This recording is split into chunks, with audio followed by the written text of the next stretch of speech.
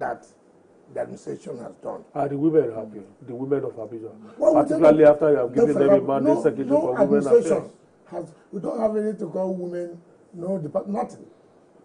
And I mean, part of Mr. President is inclusivity. How can you do governance? Women are not involved. So I wrote to Mr. President, inclusivity is part of your priority. You don't need to discriminate. He approved and appointed mandate secretary for women affairs. Do you know the jubilation of that? So now we can take our own case, our own problems to the women secretary for them to solve our problem.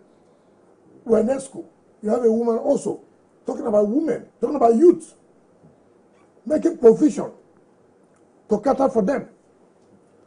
Minister, let's just stay a little bit with the 70-30, scenario that you have created. Yeah. You have been called Mr. Project. Yes. You're doing existing projects. That's projects that have been approved before, and you're making sure that they are, finalized. Are you initiating some as well? Well, and let me take the second one on board. We're initiating some. Take, for example, I don't know why we should stay under this kind of roof. When I was chairman of council, my office is better than this place. Oh, this particular room? Yes. Oh. How will anybody not contemplate as FCT, the headquarters of the country? So, we are coming up with 10th floor. We are negotiating with George Berger. That's a project. And it's a project that Mr. President will, I can't see Minister of FCT stay in this country. You look at the environment. Are you trying to make FCT like a mega city? Let it be a city that people will say, yeah, this is a city. I don't want to use the word mega. But let it be a city that people say, have you been to Abuja and see it? The second part of I'm that... not in a competitive mood with anybody. Then, there's a life camp. You know the life camp? That's when you have the seat of government. You know the life camp? Yes. The traffic there is something else. So we're dualizing the road. I saw the width, 52 meters. I said, no, it's too expensive for me to go. And so it is to 32 meters. Yes, there's nothing wrong in 52, but you're also talking about the cost. The cost. So that is a project that will be part of our own budget this year. Again, we are trying to build terminal bus centers. We'll start with 3. So that all these problems of all these taxis and this and that, no, we have to reduce it. So when you have these bus terminals, you want to travel to Yaya, you go to the bus terminal. You want to travel to you go to so bus terminal. Let us see that the place is a city, is well organized. I know it is difficult. But with determination, with the commitment, and with the backing of Mr. President, we will achieve it. Is that part of what we should expect in December as well? No. You can't do the 3 bus terminals. You can start with 1. No. Well, I don't promise what I will not fulfill. It will be in the budget of next year. You have been receiving some ambassadors. Yes. What has been the takeaway from the ones that you have met from Cuba? For me, yes, first of all, as a landlord, convention demands that they will come and pay a consequence. I owe that responsibility to provide security and conducive environment for them. Some of them may have some problems that relate with FCT that we need to solve as a foreign agent, as a foreign body. And then again, how we are going to partner in certain areas. Take like, for example, tourism. Yeah.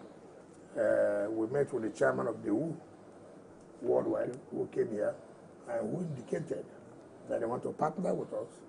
And one of the things we agreed was we want to establish a 5-star hotel, right? World class. And what is our own role to provide the land for them.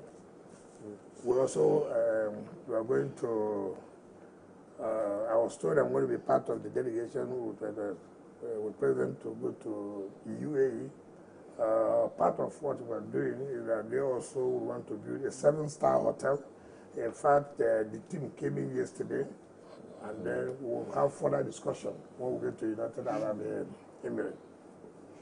Then some have agreed to partner with us in terms of vocational and skill education, and then agriculture. But I've always said this.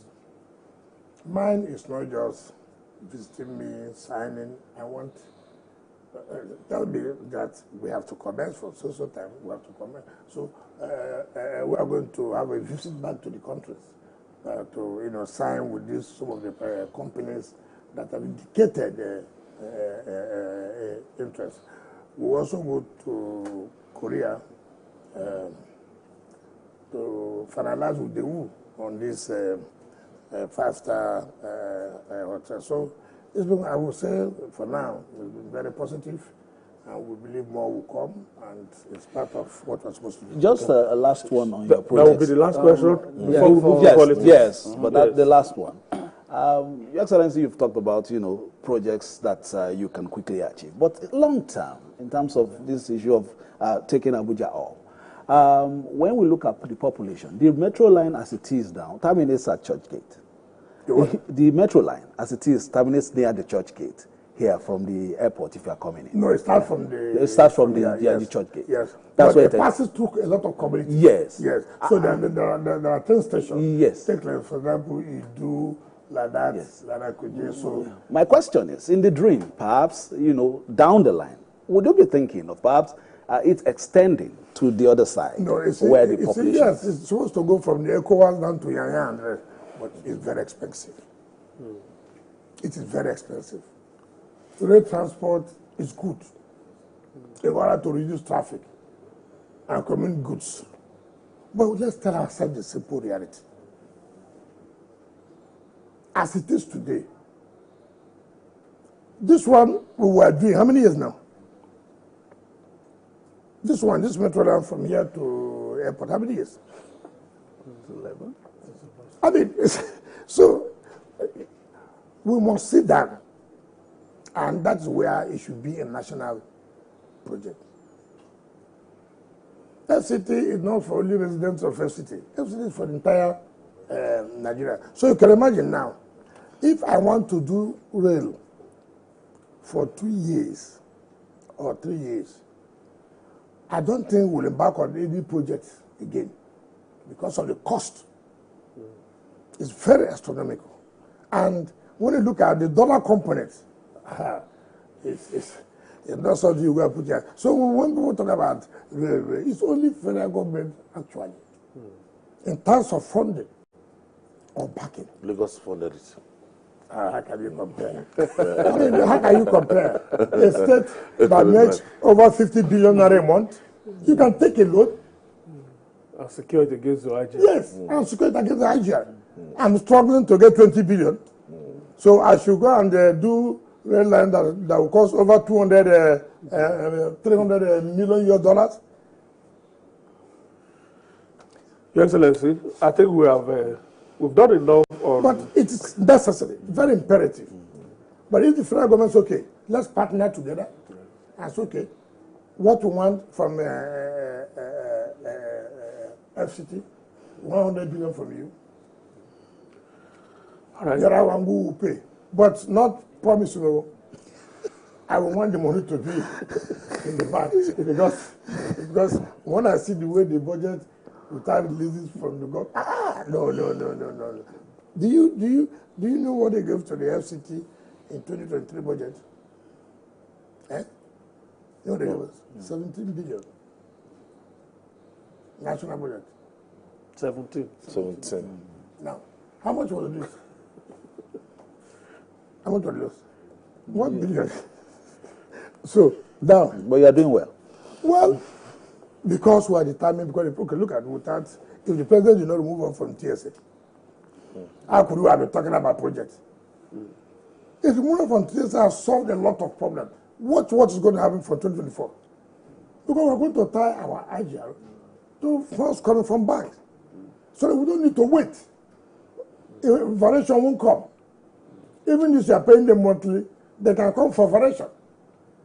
But if, for example, now, the bank gives me 300 or 400 as the case may be, and what do I do? I put all the money in the project. No variation will come. And in 2 years, you will have reduced the payment. And then you can say, okay, give me more funds. And you will see the astronomical growth in this city. Because one thing I assured Mr. President, that zeal, that my zeal, commitment, passion for work I did in River State will not lower here. Rather, it will increase. And that's what is happening in FCT today. All right. Let's talk more about that zeal. And we'll flip the coin and look at the other side of it, which is politics.